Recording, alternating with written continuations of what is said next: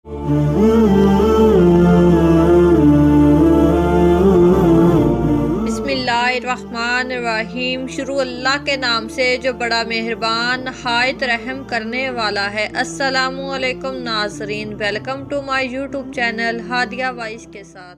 प्यारे दोस्तों, हज़रत अवैस करनी रज़ी अल्लाह तआला अन्हा को आप सल्लल्लाहु अलैहि वसल्लम की ज़ात अक़दस से वालहाना इश्क था। यही वजह है कि आप सल्लल्लाहु अलैहि वसल्लम फरमाया करते थे कि यमन की तरफ से मुझे मोहब्बत की खुशबू आती है, क्योंकि वहाँ मेरा दोस्त अवैस करनी रहता है। आप सल्लल्लाहु अलैहि वसल्लम ने फरमाया कि क़यामत के रोज़ अल्लाह तबारक तआला 70,000 फरिश्ते पैदा करेंगे और जिनके अशकाल ख्वाजा अवैस करनी की जैसी हों, और इनके जालूस में ख्वाजा साहब को बश्त की तरफ ले जाया जाएगा। सारी कायनात ये मंजर देखेगी, मगर कोई शख्स पहचान नहीं पाएगा कि असल ख्वाजा करनी कौन है। अल्लाह तबारक तआला ने जिस तरह दुनिया में इनको लोगों से छुपाए रखा, इसी तरह रोज़े क़यामत को भी इनको गैर की नजरों से दूर और महफूज रखेगा, क्योंकि अल्लाह तबारक तआला का फरमान बारी ताला है कि मेरे दोस्त मेरी कुबा के नीचे रहते हैं और इसी वजह से इनको कोई पहचान नहीं सकता। इसलिए हजरत अवैस करनी को चंद एक सहाबा के कभी किसी ने नहीं देखा। हजरत अवैस करनी रज़ी अल्लाह तआला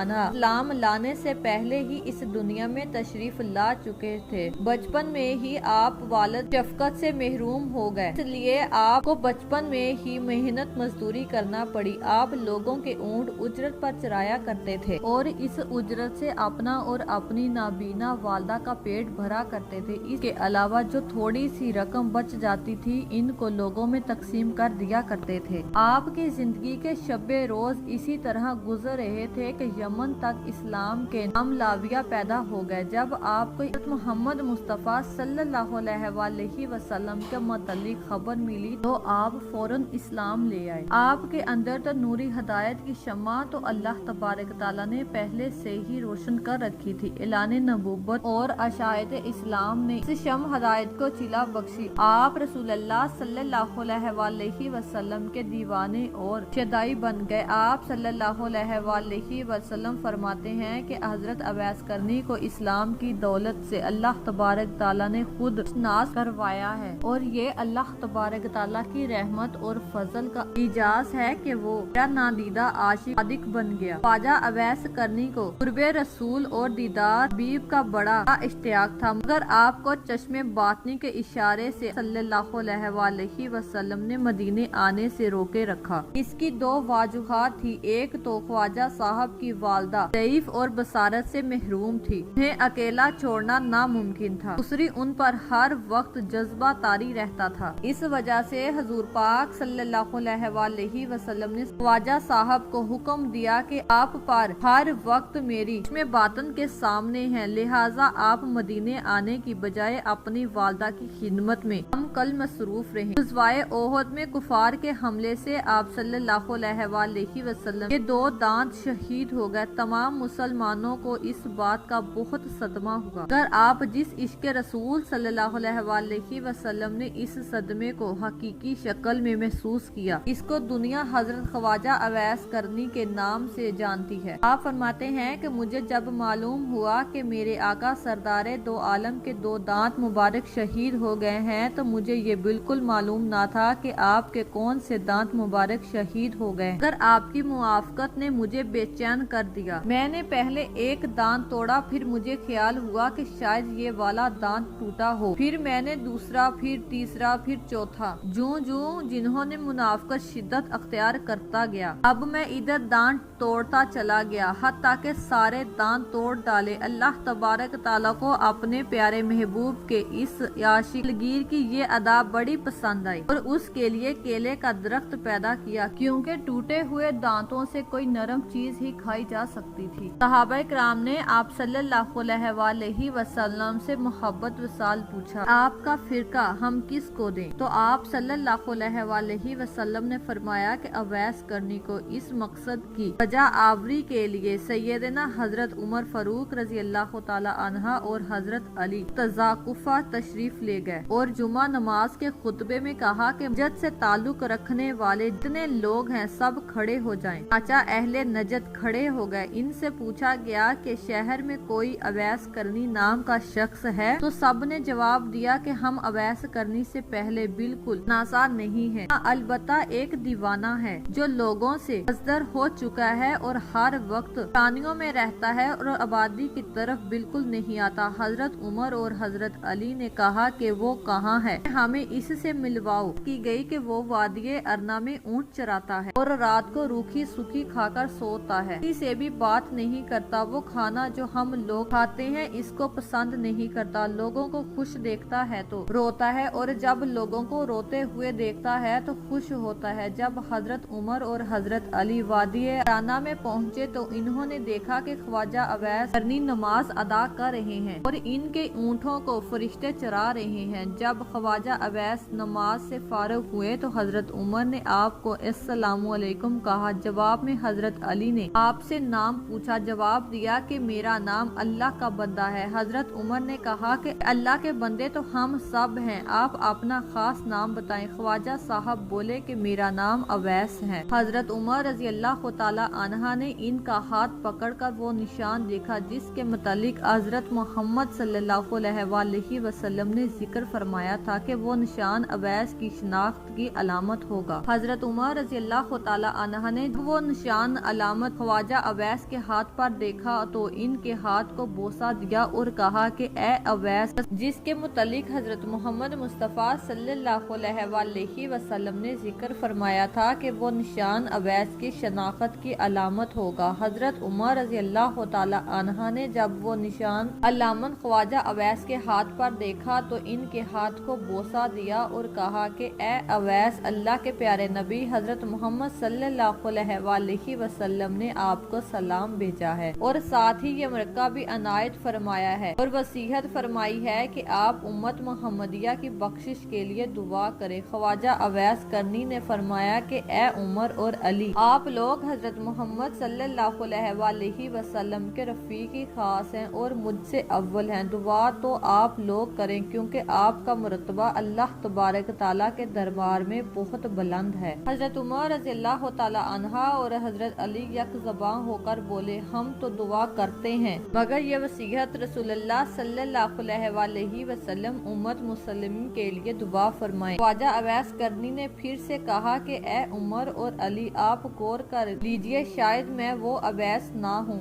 وہ کوئی اور ہو جس کا ذکر محبوب خدا نے فرمایا ہو۔ حضرت عمر فاروق نے فرمایا کہ اے اویس، رسول اللہ صلی اللہ علیہ وسلم نے آپ کے متعلق دو نشان بتائے ہیں اور وہ دونوں نشان آپ کے پاس موجود ہیں، لہٰذا ہماری پہچان، شناخت اور پہچان بالکل درست ہے۔ خواجہ اویس نے حضرت عمر اور حضرت علی رضی اللہ تعالی عنہ سے کہا کہ لائیے وہ سرکہ مجھے عطا کیجیے کہ میں حسب حکم آقا دعا کروں۔ جب ان کو سرکہ دیا گیا تو حضرت عمر اور حضرت علی سے کچھ فاصلے پر چلے گئے اور زمین پر سر جھکایا، اللہ تبارک تعالیٰ کی بارگاہ میں عرض کی، اے اللہ تبارک تعالیٰ عالم، میں اس وقت تک یہ سرکہ نہ پہنوں گا جب تک سرکار دو عالم کی ساری امت کو میری سفارش پر بخش نہ دیا گیا، کیونکہ پیغمبر اسلام نے یہ مرکہ مجھے عطا کیا ہے۔ فاروق اور مرتضیٰ نے مجھ تک چانے کے فرائض انجام دیے ہیں۔ میرے اللہ، اب تیرا کام ہے اور تو میری دعا سن لے اور قبول کر لے۔ اللہ تبارک تعالیٰ نے فرمایا کہ اویس، ہم نے تیری دعا کی برکت سے چند لوگوں کو تیری سفارش پر بخش دیا ہے۔ حضرت اویس کرنی نے پھر سے عرض کی، یا باری تعالیٰ، جب تک تو سب کو نہیں بخشے گا میں یہ فرقہ نہیں پہنوں گا۔ ایک صدا آئی کہ میں نے کئی ہزار زرد بخش دیے۔ عرض کی کہ اے مولا، میں سب کو بخشوانا چاہتا ہوں۔ یہ کہہ سن چل رہی تھی کہ حضرت عمر اور حضرت علی آپ کے قریب چلے گئے۔ آپ دونوں کو حضرت خواجہ کرنی نے کہا کہ آپ لوگ یہاں کیوں آ گئے ہیں؟ میرا اور خدا کا سلسلہ جاری تھا، آپ لوگوں کی آمد نہ ہوتی تو میں اس وقت تک یہ فرقہ نہیں پہنا تھا جب تک اپنے آقا کی ساری امت کو نہ بخشوا لیتا، اور مجھے پورا یقین ہے کہ اللہ تبارک تعالیٰ میری سفارش پر حضور صلی اللہ علیہ وسلم کی امت کے ہر فرد کو بخش دیتا۔ مشہور صحابی حضرت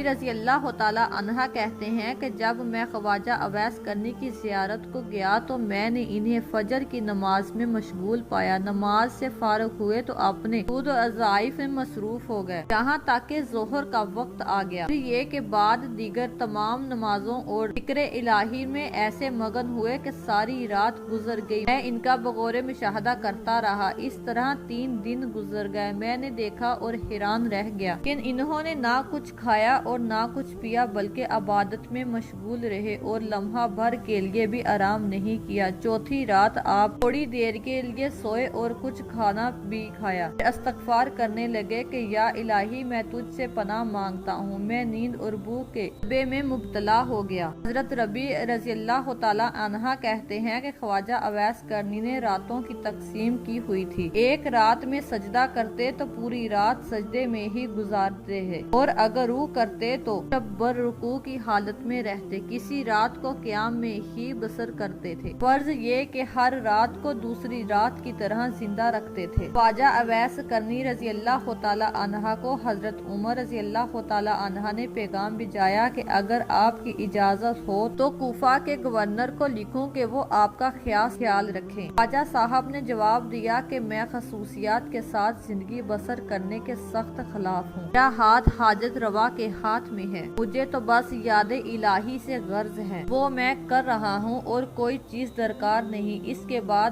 آپ نے کوفہ بھی چھوڑ دیا اور کسی اور علاقے میں نکل گئے جہاں آپ کو کوئی تلاش نہ کر سکے۔ ایک دفعہ کا واقعہ ہے کہ حضرت اویس کرنی کو آپ صلی اللہ علیہ وآلہ وسلم کے دیدار کا شوق ہوا، اس قدر پیدا ہوا کہ انہوں نے مدینہ آنے کا ارادہ کیا۔ اب ادھر انہوں نے ارادہ کیا، ادھر آپ صلی اللہ علیہ وآلہ وسلم کو کسی غزوہ میں شرکت کرنے کے لیے مدینے سے باہر جانا پڑا، لیکن آپ صلی اللہ علیہ وآلہ وسلم نے حضرت عائشہ رضی اللہ تعالی عنہا سے فرمایا کہ میرے جانے کے بعد شاید کوئی مہمان آئے، اگر وہ یہاں آئے تو اس کی خوب خاطر کرنا اور ان کا ہر طرح سے خیال رکھا جائے، کیونکہ وہ بڑا ہی عارضہ انسان ہے، اور میرے آنے تک اس کو روکنے کی کوشش کی جائے، اور اگر وہ نہ رکنا چاہے تو مجبور نہ کیا جائے، اگر اس کی شکل و صورت یاد رکھے۔ یہ ہدایت دے کر رسالت آپ خود غزوے میں شرکت کے لیے روانہ ہو گئے۔ بعد میں اس خواجہ اویس کرنی مدینہ تشریف لائے۔ ان کو جب پتا چلا کہ حضور سرکار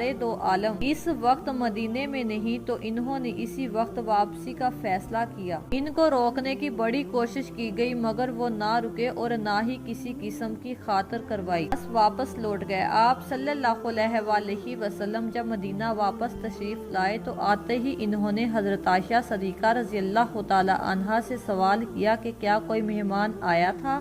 المومنین نے عرض کیا کہ اے اللہ کے رسول، ایک شخص جو کہ یمن سے آیا تھا، اس کی شکل و صورت ارواحوں کے جیسی تھی کہ وہ آپ کو نہ پا کر وہ ایک لمحہ بھی یہاں ٹھہرا اور چلا گیا۔ آپ صلی اللہ علیہ وآلہ وسلم بولے کہ عائشہ پتا ہے کہ وہ کون تھا؟ عرض کی کہ یا رسول اللہ میں بالکل نہیں جانتی۔ آپ صلی اللہ علیہ وآلہ وسلم نے فرمایا کہ وہ اویس کرنی تھا جو میرے دیدار کے لیے یہاں آیا تھا اور دیدار کی حسرت دل ہی میں لے کر واپس چلا گیا، اور وہ ٹھہر نہیں سکتا تھا کیونکہ اس کی ایک والدہ ہے جو بوڑھی ہے اور آنکھوں سے معذور ہے، اور اس کی دیکھ بھال کرنے والا کوئی نہیں ہے، اس لیے اس کو ہر حال میں واپس جانا تھا، اور یہ وہ شخص ہے جو اللہ تبارک تعالیٰ اور اس کے رسول کا سچا چاہنے والا ہے، اس کو صرف ذکر الہی سے غرض ہے اور وہ کسی چیز سے نہ معروب ہے نہ متاثر۔ اویس کرنی میرا عاشق ہے، اللہ اسے محبت کرتا ہے۔ حضرت عائشہ صدیقہ رضی اللہ تعالی عنہا نے جب یہ باتیں سنی تو اس کو خواجہ اویس قدمی کے مقام پر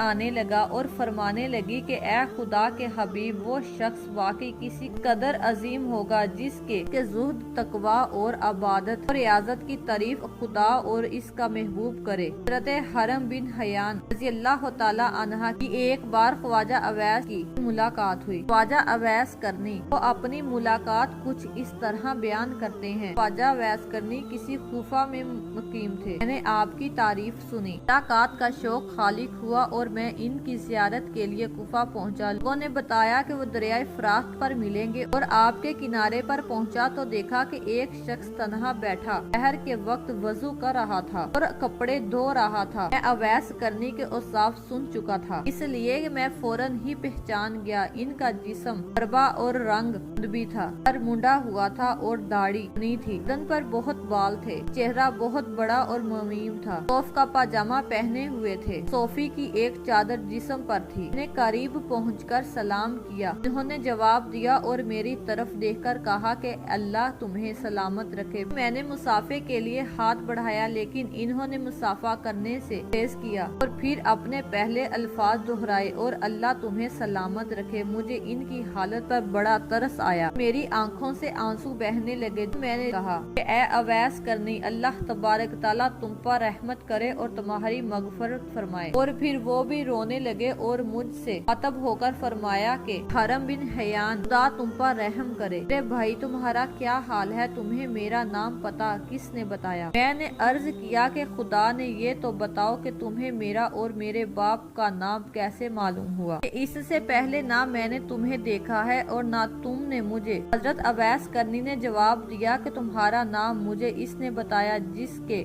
علم و قبر سے کوئی چیز باہر نہیں، اور میرے روح نے تمہاری روح کو پہچان لیا۔ مومن کی روحیں اور ایک دوسرے کو پہچان لیتی ہیں۔ میں نے عرض کی کہ اللہ کے رسول صلی اللہ علیہ وآلہ وسلم کی کوئی حدیث مبارکہ سنائیں تاکہ میں اسے یاد کر لوں۔ حضرت اویس قرنی نے فرمایا کہ میں نے سرکار دو عالم صلی اللہ علیہ وآلہ وسلم کی شرف صحبت حاصل نہیں کی، البتہ حضور صلی اللہ علیہ وآلہ وسلم کے صحابہ اکرام کو دیکھنے کی سعادت نصیب ہوئی ہے، اور تم لوگوں کی طرح ان کی زبان سے میں نے بھی حضور صلی اللہ علیہ وآلہ وسلم کی حدیثیں سنی ہیں، لیکن میں اپنے اوپر یہ دروازہ کھول کر ہر منفتی قاضی کہلانا پسند نہیں کرتا۔ مجھے خود اپنے نفس کے بہت سے کام ہیں۔ یہ کہہ کر وہ میرا ہاتھ پکڑ کر سونے لگے۔ میں نے درخواست کی کہ پھر قرآن حکیم کی ہی آیات نہ دیجیے، میرے دل میں آپ کی زبان سے قرآن سننے کا بے حد اشتیاق ہے۔ میری آپ سے محبت و عقیدت اللہ کے لیے ہے کہ آپ میرے لیے دعا فرما دیجیے اور کچھ وصیتیں دیجیے۔ میری درخواست سن کر اویس قرنی رضی اللہ تعالی عنہ نے اعوذ باللہ من الشیطان الرجیم پڑھا اور چیخ مار کر رونے لگے۔ پھر فرمایا میرے رب کا ذکر بلند ہے، اس کا قول سب سے سچا ہے، اس کا کلام سب سے اچھا ہے۔ یہ کہہ کر انہوں نے آیات کی تلاوت کی۔ حضرت اویس قرنی نے ان آیات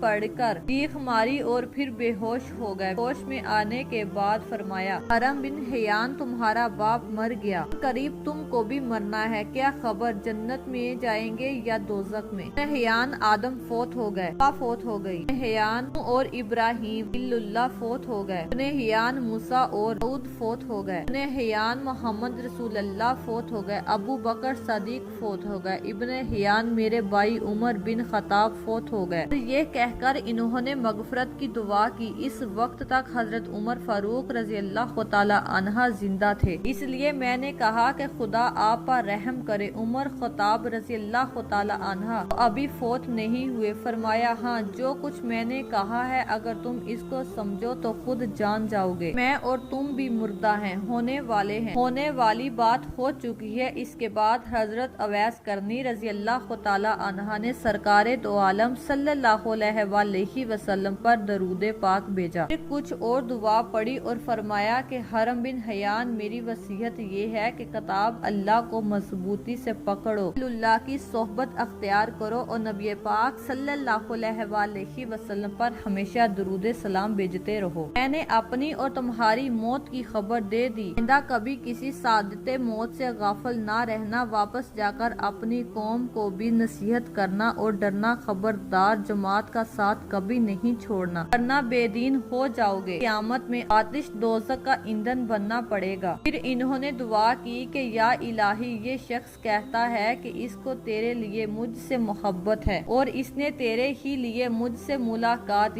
کی، اس لیے اللہ تبارک تعالیٰ مجھے توفیق دے کہ میں جنت میں اس کا چہرہ پہچان جاؤں اور دارالاسلام میں بھی اس سے ملاقات ہو۔ وہ دنیا میں جہاں کہیں بھی ہے اس کو اپنا حفظ و ایمان میں رکھنا، تو قناعت عطا کر اور اس کو اپنی نعمتوں کا شکر گزار بنا اور اس کو جزائے خیر دے۔ دعا کے بعد اویس قرنی نے مجھ سے فرمایا کہ حرم بن حیان، میں تجھے اللہ تبارک تعالیٰ کے سپرد کرتا ہوں، آج کے بعد میں تم کو نہیں دیکھوں گا، مجھے शोहरत पसंद नहीं है, चाहे खिलवत ही रफीक है। आइंदा मुझे तलाश करने की कोशिश मत करना, मुझे ढूंढने में तुम कामयाब नहीं हो सकोगे। मैं तुम्हें हमेशा याद रखूंगा और तुम मुझे याद रखना। मेरे लिए दुआ खैर करते रहना। अच्छा, अस्सलामु अलैकुम व रहमतुल्लाहि व बरकातहू। ये कहकर वो एक सिंध को चले गए। इसके बाद मैंने इनको बहुत तलाश किया, लेकिन किसी से इनके बारे में कुछ मालूम नहीं हो सका। अलबत्ता कोई हफ्ता ऐसा नहीं जाता जिसमें इनको एक या दो बार ख्वाब में ना देखा हो। अल्लाह तबारक ताला हजरत अवैस करनी रज़ियल्लाहु ताला अन्हा पर रहमत नाज़िल फरमाए, आमीन। नाज़रीन, उम्मीद है कि आप सबको हमारी आज की वीडियो पसंद आई होगी। अगर आपको हमारी वीडियो पसंद आई हो तो हमारी वीडियो को लाइक और शेयर जरूर कीजिएगा। इस तरह की हमारी वीडियो देखने के लिए हमारे चैनल को जरूर सब्सक्राइब करें। शुक्रिया।